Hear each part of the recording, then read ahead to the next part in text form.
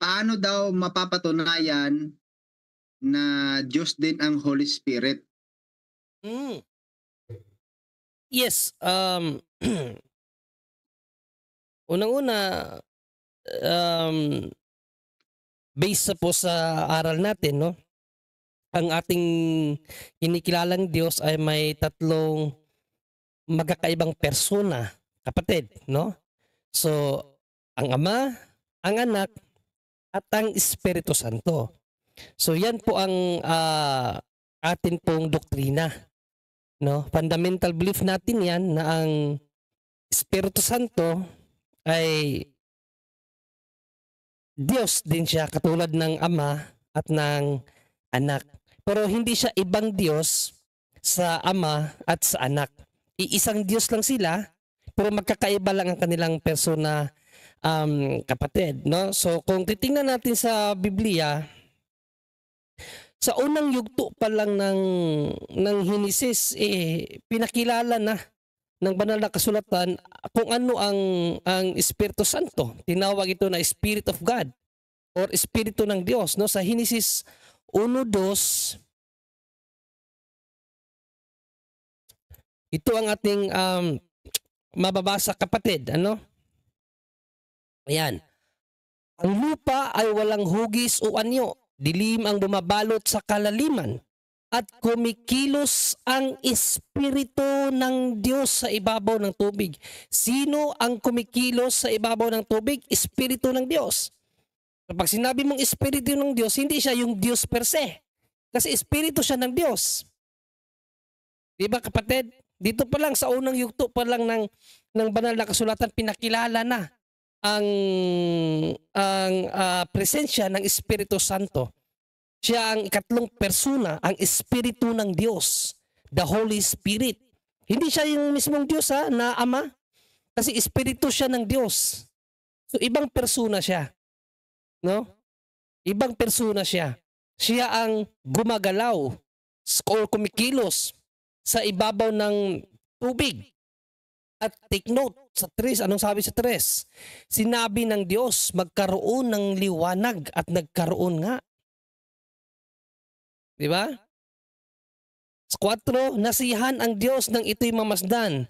Pinagbukod niya ang liwanag at ang dilim. So dito pa lang sa unang yugto ng banal na kasulatan, kapatid, makikita na natin na God is not singular person, no?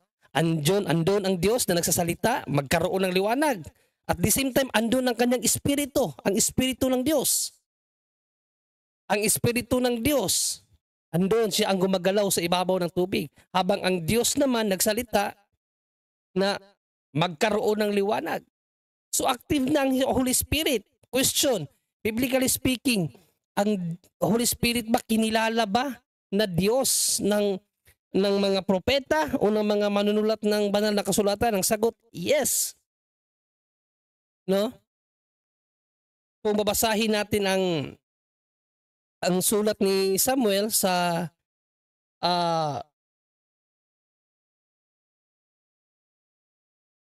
unang Samuel 23 ba 'yon? Wait lang Unang Samuel 23, 1 hanggang 2 Samuel, no?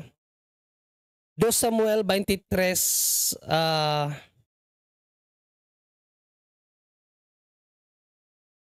1 hanggang 3, no? Basahin natin ang nakasulat dito. Ginawang dakila ng Diyos si David, anak ni Jesse. Siya ang lalaking pinili ng Diyos ni Jacob upang maging hari. Siya rin ang may akda ng magagandang awit para sa Israel. Ito ang kanyang mga huling pangungusap. Nagsasalita sa pamamagitan ko ang Espiritu ni Yahweh. Sino daw nagsalita? Ang Espiritu ni Yahweh. Ang salita niya ay nasa aking mga labi. Ang salita ng Espiritu ni Yahweh ay nasa labi ni David. Ano ang sinabi ni David? Nagsalita ang Diyos ng Israel. So ang Diyos ng Israel, in which the Holy Spirit ay kinilala ni David na Diyos ng Israel, no? Diyos ng Israel ang kumausap kay David. Ganito ang sinabi niya sa akin, ang haring na mamahalang may katarungan at namumulong may pagkakatakot sa Diyos. Sa King James Version ito, mas maganda ang salin nito sa King James Version. Umpisa natin sa 2. The Spirit of the Lord spake by me. Diba? Ang Espiritu ng Diyos ay nagsalita sa akin. And His, using personal pronoun, His, meaning the Holy Spirit is not an active force but a person. His word was in my tongue. So ang Espiritu ng Diyos na nagsalita ay isang persona. At ang mga sinabi niya ay nasa dila ni David. Sino itong Espiritu ng Panginoon? Sa 3, the God of Israel said. Oh, sinabi ng Diyos ng Israel. So the Holy Spirit is the God of Israel. So in biblical perspective, the Holy Spirit is the third person of God. No? There's only one God, but distinct persons. No? The Father, the Son, and the Holy Spirit. So ang tanong mo kasi sa Holy Spirit lang, actually marami pang talata sa Biblia about sa Holy Spirit. Si Isaiah nagpatunay sa Holy Spirit. Si Pablo nagpatunay sa Holy Spirit. Si San Pedro, si Lucas na nagsulat ng gawa, nagpatunay sa Holy Spirit. No, na Diyos ang Holy Spirit at kinilala talaga siya na persona.